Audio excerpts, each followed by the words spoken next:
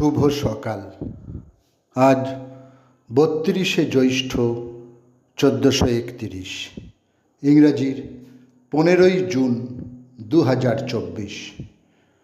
1854 15ই June কলকাতায় east India কোম্পানির উদ্যোগে প্রতিষ্ঠিত হয় প্রেসিডেন্সি কলেজ, পরবর্তীতে বিশ্ববিদ্যালয়।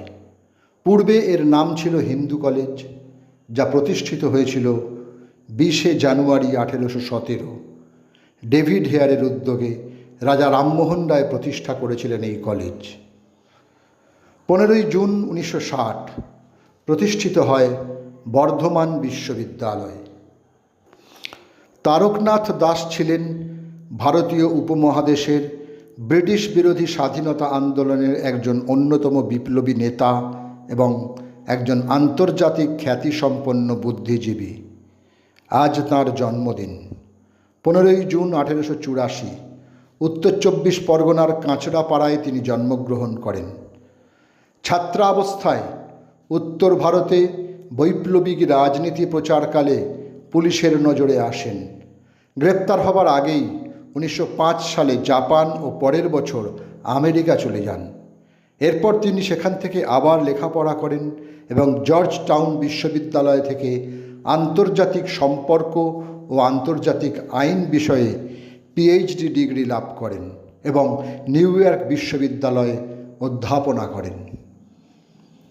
অবিভক্ত বাংলার বর্তমান বাংলাদেশের রংপুরে তাজহাটে 15ই জুন 1899 জন্মগ্রহণ করেন বিখ্যাত চিত্রশিল্পী ও ভাস্কর দেবীপ্রসাদ রায়চৌধুরী।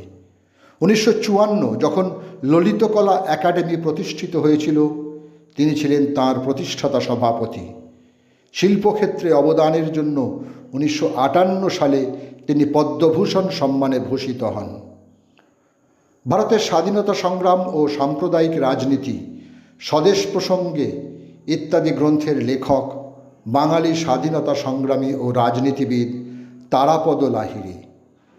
আজ তাঁর মৃত্যুদিন, সময়টা 1986।